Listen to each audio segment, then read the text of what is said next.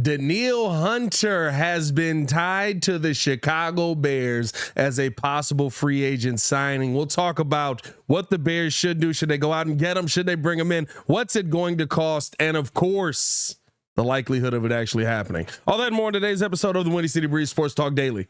Let's go.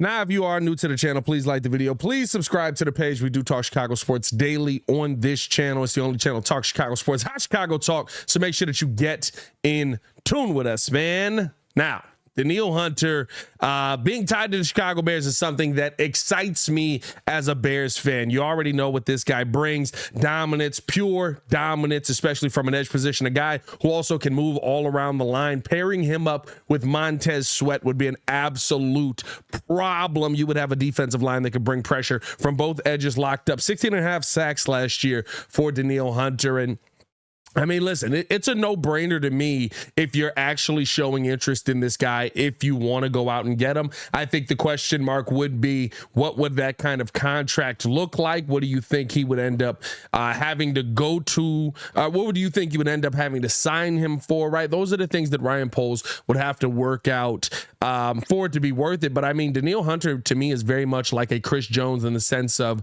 you leave the table feeling like he's worth every penny of what he would demand because of the production that you're able to get from a guy like that. Now, I look at Chris Jones as a better commodity to me because somebody who can get sacks like that from the middle, you're not going to get that every day. But having a Danielle Hunter on the other side of you, especially with the pressure that Montez Sweat brought, just makes things easier for the guys in the middle. Again, I've talked about bringing in vets that make young guys' lives easy. That's why I talk about Micah Hyde for a replacement for Eddie Jackson, right? That's why I talk about having those veteran linebackers in there to help out with the young guys that you have. That's why you bring in a Montez Sweat as a vet to help out the young guys that you have on that line. I think doubling up with Danielle Hunter and Montez Sweat, now you got that pressure that you know is coming from the edge. To me, that makes Javon Dexter, who hopefully is able to continue to develop this season, because at that point, right, you're not paying somebody coming in the middle. You're rolling with Javon Dexter. Maybe you go find somebody in the draft, but at that point, you're sitting there saying,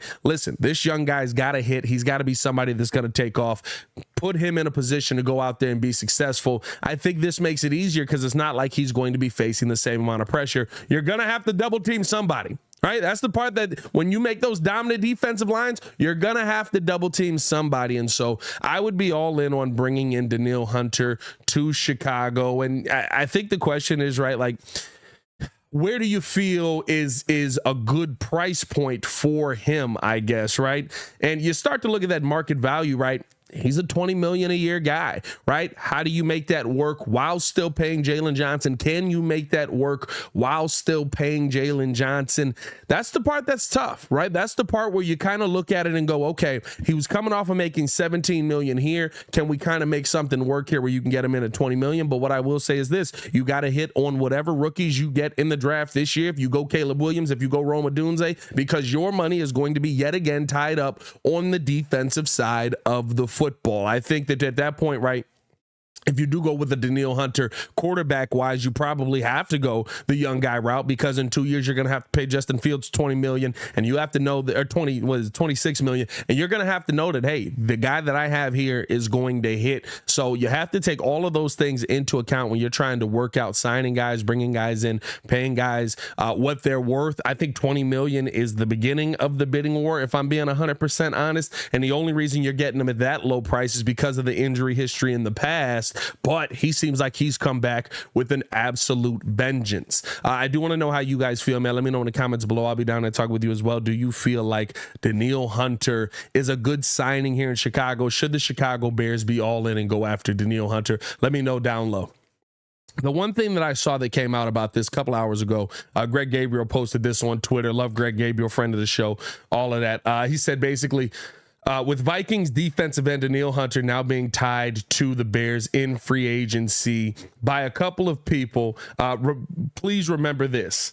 Not one player tied to the Bears last year prior to free agency ended up being a Bear. And that's just, listen, it's just true, right? Like it's one of those things where you sit there and you're like, okay, yes, this guy's tied to him. The Bears have a high interest. That is, by the way, is being reported that the Bears are having a high interest. This is not Danielle Hunter having a high interest in the Bears. So you have to take that into account as well. Is Danielle Hunter going to want to come to a defense where you're still building stuff up? You've got a rookie quarterback on the other side. Yes, the Bears may be more willing to pay the money that Danielle Hunter is looking for, but there's still a lot that goes into that, right? And I think that that's one of those situations where you have to convince him that, hey, not only are we building something here, but we're actually building something that's going to be successful for a long time. We're building something that's going to be a defense that people are going to talk about for years to come. What I would say, right, a 2006 level defense. And if you want those 2006 level defenses, yes, you do have to pay the money that people are looking for. I don't know if you can convince all of that to Danielle Hunter coming here, but what I will say is that, to me, he's a no-brainer kind of guy, and that's somebody that I think you do want to go out and get. And with Jeremy Fowler saying that the Bears are highly interested in him, I think that now you sit there and say, okay, is there a mutual interest? How can we break this down? How can we financially make this work? Can we front load something or back load something? I think back loading a contract would be very interesting to get Danielle Hunter in here at that $20 million a year number. Maybe you start off at what he's making with 17, because here's the thing with a lot of players, and I believe this wholeheartedly, especially with what Danielle Hunter went through, especially with the season that the Vikings are coming off of. Maybe you feel that somebody else is moving in the right direction. Maybe you feel that somebody else is taking strides and taking steps to get better.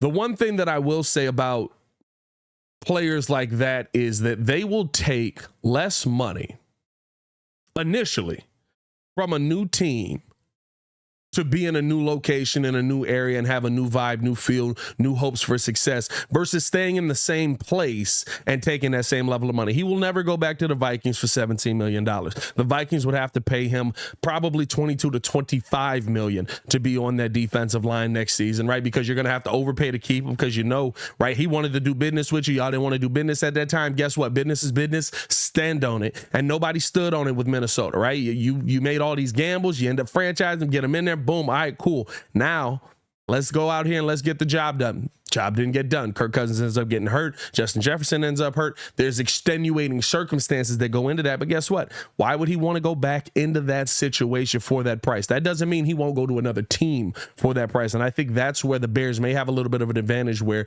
when you start this off, maybe you start him off at 17.5 to give him a little bit of a bump in pay in that first year, and you slowly backload that and work it out so that the cap numbers work in your favor. I think that that's something that we could see the Bears end up working out there. But again, you have to convince this guy to come here. Bears being high on Danielle Hunter does not mean that Danielle Hunter is high on the Bears. And I do think that knowing that, right, like, there's more than money that goes into this. Danielle Hunter probably wants to go out and compete for a championship level team, go out and compete where championship aspirations exist. Can you convince a player that championship aspirations exist here if, in the case you're signing him, you go out and get a rookie quarterback, right? You go out and you've got a rookie wide receiver on the other side of a elite wide receiver. And it's not to say Rome Odunze or Marvin Harrison Jr. won't hit the ground running, but you're not going to have that same level of capital if you go Caleb Williams versus going Justin Fields. Again, we had the video earlier this morning, right? Do you take the draft capital, the historic level haul, or do you take Caleb Williams? And if you're taking Caleb Williams, you don't get the historic level haul. You got to figure out different ways to build out this team. To me, that could lead you to going, while yes, you need to draft Caleb Williams probably to get Danielle Hunter in the building and feel good under the cap, you also probably are going to have to draft the defensive end, because I doubt that Danielle Hunter is going to be all gung-ho about coming into a situation where, yeah, the Bears are better, but they're still going to be developing a quarterback, something that we haven't done a great job of here in Chicago. You're still building an offense, new offensive coordinator, new defensive coordinator in the building, even though it's still Matt Eberflus, right? A lot of work that's going to go into this. And I just think that there's a lot of factors at play when you have to sign a player for $20+ million. And the biggest factor is convincing them to come here and want to be a part of this. Now, the fact that he's basically got to just put everything in a U-Haul and drive what is it, 4 hours from here to Minnesota? I mean, like, what is it? Minnesota to Chicago? I feel like I undersold that a little bit. I mean, is that 6?